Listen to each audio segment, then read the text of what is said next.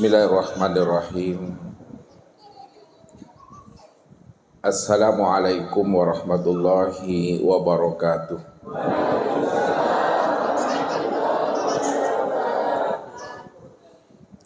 Alhamdulillah. Alhamdulillahilladzi nawwir qulubana binuri ma'rifati wal yakin wa adkhilna ma'al awliya'i wassolihin. Wassalatu wassalamu ala sayyidina Muhammadin nabiyyi sayyidil mursalin wa ala alihi wa sahbihi rasulillahi ajma'in. Wa qala Allah ta'ala fil Qur'anil Karim, A'udzu billahi minasyaitonir rajim. Bismillahirrahmanirrahim. Sanurihim ayatina fil afaq wa bi anfusihim hatta yatabayyana lahum annahul haq wa bil ardi ayatul lil muqinin wa fi anfusikum afala tubsirun. Sadaqallahul azim. Bapak Ibu, saudara-saudaraku jamaah Tauhid Rabbani Muka-muka Bengkulu, para muhibbin dan para pencari Tuhan yang dirahmati Allah. Sebagai seorang ahlul kasab yang Allah berikan kepadanya ilmu laduni, maka wajib bagi dirinya untuk mampu dan bisa membaca yang tersurat dan mengkaji yang tersirat. Bahwa sesungguhnya diri kita ini adalah alamat untuk mengenal dan menyaksikan Allah yang wujud dan nyata pada diri ini. Bahwa sesungguhnya Tuhan yang kita cari itu tiada lain adalah diri kita sendiri. Bahwa diri kita ini bukanlah diri kita, akan tetapi diri kita inilah nyatanya akan diri Allah itu. Begitulah kita mampu untuk menyikapi dan memahami bahwa sesungguhnya diri kita ini adalah mir'atillah, cermin untuk memandang wujud nyatanya diri Allah. Begitulah Allah menjelaskan di dalam hadis qudsi tentang rahasia kita ini. Khalaqal insan ala suratir rahman. Bahwa sesungguhnya insan itu adalah gambaran untuk memandang rupanya Ar-Rahman. Ar-Rahman itu tiada lain adalah Allah itu sendiri. Wa khalaqa Adam kasuratihi, dan dijadikan Adam itu juga sesuai dengan gambaran rupa Allah itu sendiri. Jikalaulah Adam dan diri kita ini adalah cermin untuk memandang nyatanya akan Allah, itu artinya apabila seorang hamba yang telah mampu mengenal dan memahami akan hakikat rahasia dirinya adalah alamat untuk memandang akan nyatanya rupa diri Allah, maka disitulah dia mampu mengenal Allah itu dengan pengenalan sempurna zahir dan batin.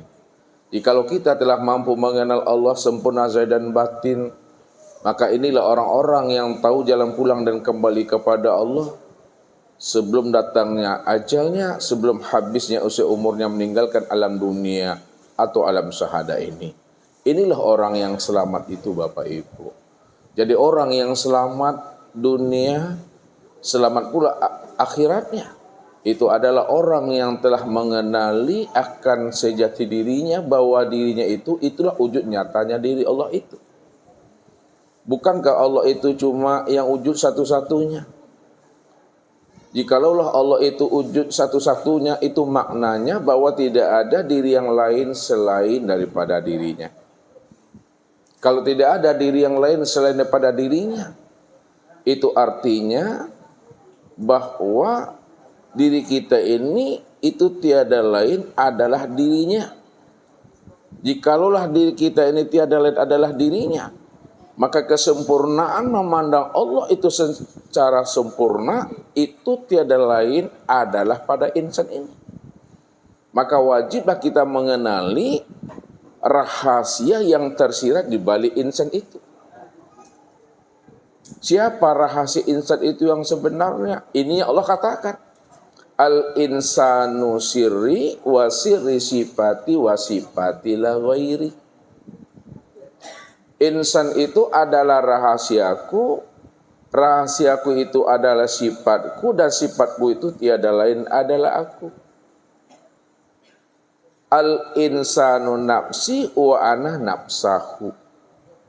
Insan itu adalah diriku dan akulah sebenar-benarnya diri insan itu. Itu artinya siapa yang telah mampu mengenali akan rahasia hakikat dirinya, maka disitulah dia mengenal dan menyaksikan Allah yang telah wujud dan nyata pada dirinya. Inilah pesan Rasul kepada kita, supaya kita ini mampu untuk mengenal, mencari serta menemui Allah. Bahwa Allah yang kita kenal, Allah yang kita temui, dan Allah yang kita cari itu tiada lain adalah diri sendiri. Apa kata Rasul? Man tolabal maula bi ghairi nafsin faqad dolalan ba'ida. Barang siapa yang ingin mencari dan menemui Allah keluar daripada dirinya, dicarinya Allah itu di gunung-gunung, di gua dan di hutan-hutan, pasti dia telah berada pada kesesatan yang sangat jauh. Kenapa kita mesti mencari Tuhan itu ke gunung-gunung, ke hutan, dan ke gua-gua, padahal Tuhan itu telah nyata pada diri sendiri. Ini Allah katakan, Inna rabbaka ahata bin nas. Sesungguhnya Rabbmu, aku ini, kata Allah, telah wujud, telah nyata, telah terang pada dirimu. Bahwa dirimu itu sebenarnya aku, kata Allah. Akulah dirimu. Dirimu itu adalah nyatanya akan diriku. Maka disinilah seorang arifin menyampaikan kalam itu dengan bahasa bersayap, bahasa kias. Apa kata mereka? Bahwa dirimu bukanlah dirimu, akan tetapi dirimu adalah bentuk lain daripada rupa diriku. Akulah dirimu, dirimu itulah nyatanya aku. Maka jikalau Allah telah mengutarakan itu kepada diri kita, maka inilah yang disebut namanya orang arifin. Inilah yang dikatakan orang yang ma'rifat.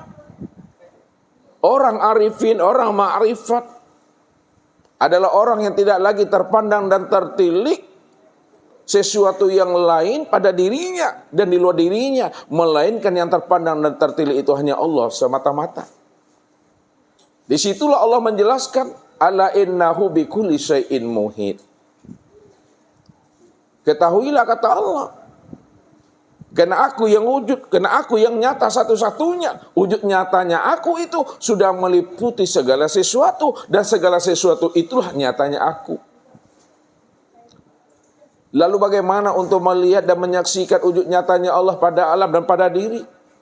Untuk melihat wujud nyatanya Allah pada alam dan pada diri, inilah pesan Rasul kepada kita. Innakum satarawna rabbakum iyana. Sesungguhnya Allah yang kamu lihat itu, Allah yang kamu saksikan itu adalah Allah yang nyata dan lebih nyata dari segala yang nyata.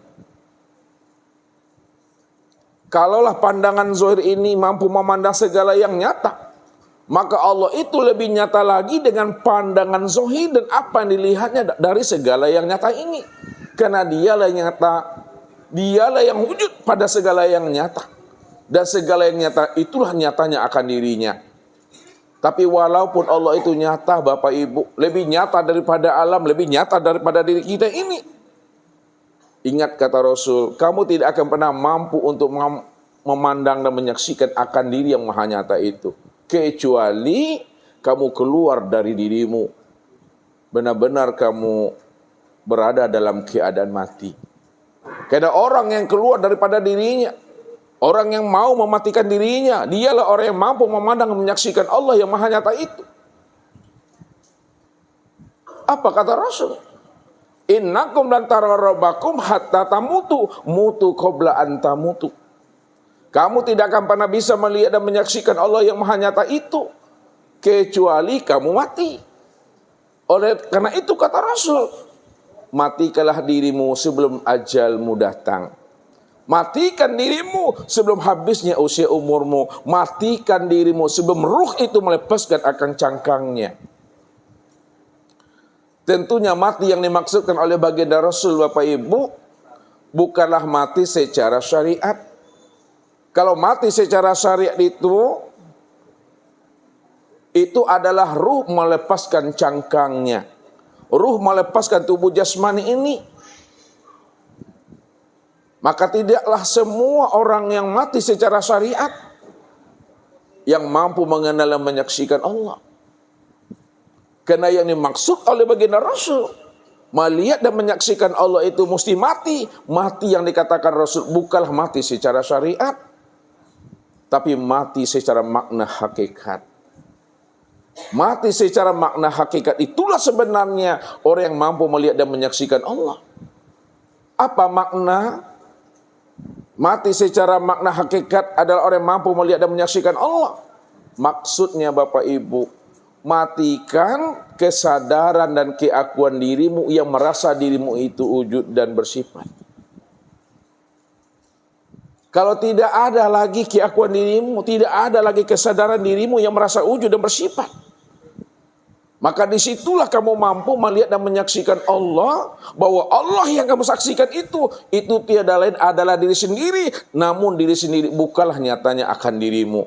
Dirimu bukanlah dirimu, akan tetapi dirimu bentuk lain daripada rupa diriku. Akulah dirimu, dirimu itulah nyatanya aku.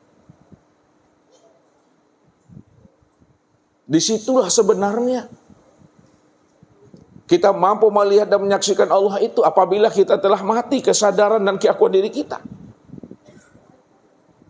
Tapi apabila kesadaran kita belum mati, keakuan diri kita ini belum mati, maka selama hayat di kandung badan Bapak Ibu, kita tidak akan pernah mampu melihat dan menyaksikan Allah yang maha wujud dan yang maha nyata itu. Inilah yang dikatakan namanya orang yang buta sange, Bapak Ibu. Orang yang buta sange, orang yang benar-benar buta, itulah sebenarnya orang yang tersesat dan tempatnya di neraka. Allah jelaskan dalam surat Bani Israil ayat 72. Wa man kana fi hazil a'ma fa huwa fil akhirati a'ma wa adalun sabila. Barang siapa yang buta di dunia, pasti dia buta di akhirat. Wa adalun sabila, dan dialah orang yang tersesat. Orang yang tersesat di akhirat itulah tempatnya itu adalah neraka. Kalau Allah menjelaskan Bapak Ibu, orang yang buta itu adalah orang yang tersesat dan tempatnya di neraka, maka gunakan kecerdasan rohani dan akal fikir kita untuk mampu memahami yang tersirat di balik yang tersurat ini. Buta yang bagaimana yang dikatakan Allah dalam surat Bani Israil ayat 72 ini? Apakah buta mata yang ada di kepala ini, atau butanya mata hati yang ada di dalam dada? Ini yang dijelaskan Allah di dalam surah Al-Hajj ayat 46. Fa innaha la ta'mal absar walakin ta'mal qulub allati fis sudur. Sesungguhnya yang aku katakan itu, yang disebut namanya buta, kata Allah, bukanlah buta mata zahirmu yang ada di kepalamu, akan tetapi yang aku katakan buta yang sebenarnya itu adalah butanya mata hatimu yang ada di dalam dada. Rupanya orang yang buta mata hatinya itulah yang dikatakan orang yang tersesat dan tempatnya di neraka. Tilik ke dalam, Bapak Ibu. Kalau kita mau menilik ke dalam, kalau orang yang buta mata hatinya adalah orang yang tersesat dan tempatnya di neraka, buta mata hati itu apa pula maksudnya? Butanya mata hati yang dikatakan orang yang tersesat dan tempatnya di neraka itu maknanya Bapak Ibu, siapa yang tidak mengenal Allah yang wujud dan nyata pada dirinya, pasti dia tidak akan mengenal Allah yang wujud dan nyata di luar dirinya. Siapa yang tidak mengenal Allah di waktu hidupnya, maka di waktu matinya pun dia juga tidak akan pernah melihat Allah. Siapa yang tidak mengenal Allah di dunia ini, maka di akhirat pun dia juga tidak akan pernah mengenalkan Allah. Rupanya orang yang tidak mengenal Allah itulah yang dikatakan buta sange itu, Bapak Ibu. Orang yang benar-benar buta itu. Inilah orang yang tersesat. Inilah orang yang dalam keadaan zulumat. Orang yang tidak pernah tahu jalan pulang dan kembali kepada Allah. Padahal Allah itulah rahasia dirinya. Allah itulah hakikat alam. Kalau Allah itu adalah rahasia daripada dirinya dan hakikat alam, itu maknanya inna lillahi wa inna ilaihi raji'un. Bahwa sesungguhnya kita ini asalnya Allah, pasti pulang dan kembali kepada Allah. Makna yang terdalamnya, asal diri Bapak Ibu itu adalah Tuhan, pasti pulang dan kembalinya tetap jadi Tuhan. Namun yang menjadi problem dan masalahnya, apakah kita yakin dengan apa yang kita dengar? Apa kita yakin dengan apa yang Ustaz sampaikan ini? Bahwa diri kita ini bahagian daripada diri Tuhan. Kadang kita ini aneh Bapak Ibu. Ketika Darwin menjelaskan kepada manusia ini bahwa sesungguhnya manusia itu asalnya daripada monyet, marah kita. Ke manusia itu asalnya daripada monyet Bapak Ibu. Disebut asal kita ini monyet, kita marah. Tapi dikatakan diri kita ini asalnya Tuhan, oh masa iya? Ragu pula dia Bapak Ibu. Lalu asal kita siapa lagi? Padahal Allah katakan, wa ja'alu lahu min ibadi juz'an, bahwa sesungguhnya dirimu itu bahagian daripada diriku. Bahagian daripada diriku itu tiada lain adalah aku, itu kata Allah. Memangnya ada yang wujud yang lain lagi selain daripada Allah? Tentu tidak ada Bapak Ibu, karena Allah itu ahad. Allah itu tunggal, esa, tiada berbilang.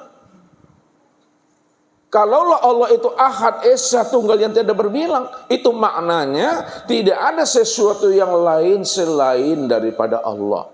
Kalau tidak ada sesuatu yang lain selain daripada Allah, maka alam dan diri kita inilah bentuk lain daripada rupa wujud diri Allah itu sendiri. Maka kita tidak akan pernah menemui yang lain selain daripada dirinya. Suatu contoh Bapak Ibu. Kita beli semangka Bapak Ibu. Lalu kita cincang-cincang sebanyak 500 cincang Bapak Ibu. Pertanyaan Ustadz, bisakah Bapak Ibu menjumpai sesuatu yang lain selain daripada semangka itu? Ini misalnya nih lenang Bapak Ibu atau baskom, wak potong semangko itu 500 potong, dicincang dia 500 cincang. Bisakah kita menemui ada wujud yang lain selain semangka yang ada di dalam ember atau baskom itu? Tidak. Kenapa Bapak Ibu tidak mampu menemui yang lain selain semangka di dalam baskom atau lenang itu Bapak Ibu? Karena yang dicincang semangka. Jadi kalau yang dicincang semangka, coba jawaban yang menggigit dikit. Semangka kita potong 500 potong. Kita gini, kita penuhi ini. Pertanyaan Ustadz, kalaulah semangka kita potong 500 potong, bisakah Bapak Ibu menemui sesuatu yang lain selain semangka di dalam baskom itu? Tidak. Apa jawabnya tidak? Karena di dalam baskom itu cuma semangka isinya Bapak Ibu. Kalaulah di dalam baskom itu cuma isinya semangka, tentu semangka yang kita temui dari 500 potong itu. Apa maksudnya? Kan Allah cuma satu-satunya yang wujud dan yang tunggal. Wujud dan tunggalnya Allah itu bikulli syai'in muhit, sudah meliputi seisi alam, apapun bentuk dan rupa serta wujudnya, apapun namanya, mulai dari yang zahir sampai kepada yang batin, mulai dari yang awal sampai kepada yang akhir. Kalau Allah cuma satu-satunya yang meliputi sisi alam ini, apapun bentuk dan rupanya, pertanyaan Ustadz, bisakah Bapak Ibu menemui sesuatu wujud yang lain selain daripada Allah? Tidak. Kenapa Bapak Ibu tidak mampu menemui sesuatu wujud yang lain selain daripada Allah pada seisi alam ini? Karena semua alam ini berasal daripada Allah. Ada pendapat yang lain? Halo? La mawjud illallah.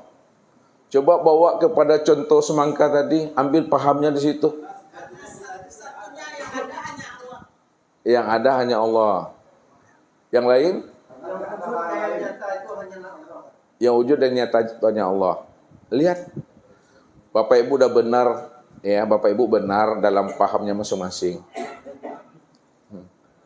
Ya, dalam pahamnya masing-masing. Kalaulah Allah itu wujud tunggal semata-mata, dia yang meliputi sisi alam, tentu Bapak Ibu tidak akan pernah mampu menemui sesuatu yang lain selain Allah pada sisi alam ini. Itu sebabnya apa? Karena memang dia cuma yang ada semata-mata pada sisi alam ini. Kalau dia cuma yang ada semata-mata, dia cuma yang wujud semata-mata pada sisi alam ini, pastilah kita tidak akan pernah mampu menemui sesuatu yang lain selain daripada dirinya, karena dialah yang ada sisi alam ini semata-mata. Kalau dia cuma yang ada, dia cuma yang wujud pada sisi alam ini, itu artinya bahwa sisi alam ini, inilah wujud nyatanya diri Allah itu. Ini yang mesti diimani.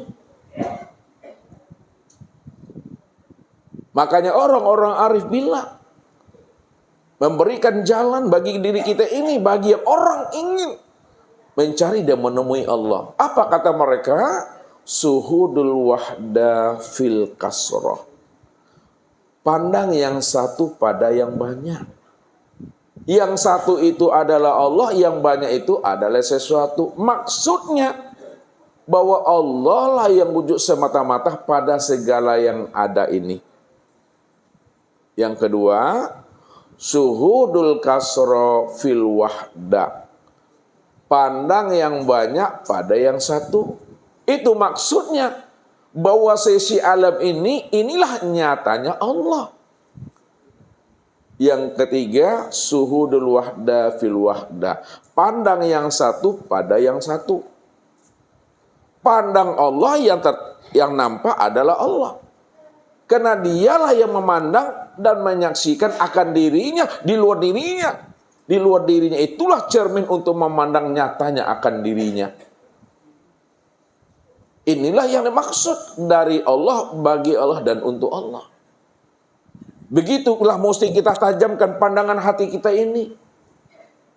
Untuk mampu memandang Allah pada segala yang wujud. Pada segala yang ada. Bagaimanapun takwil bentuk dan rupanya. Jangan Bapak Ibu tertipu memandang takwilnya Allah. Walaupun Allah itu berganti bentuk dan rupa. Ingat bahwa sesuatu yang lain selain daripada diri nggak pernah ada. Kalaulah sesuatu selain daripada diri nggak pernah ada. Itu artinya bahwa segala sesuatu itulah nyatanya Allah. Apa kata Allah? Allahu la ilaha illahu. Allah itulah yang wujud dan yang esa, tunggal semata-mata. Maka tidak ada yang wujud, tidak ada yang nyata seisi alam ini, melainkan hanya Dia semata-mata. Inilah pandangan orang arifin, pandangan ahlul kasab. Pandai membaca yang tersurat, pandai pula mengkaji yang tersirat. Itu maksudnya bahwa alam inilah sebenarnya wujud nyatanya diri Allah itu.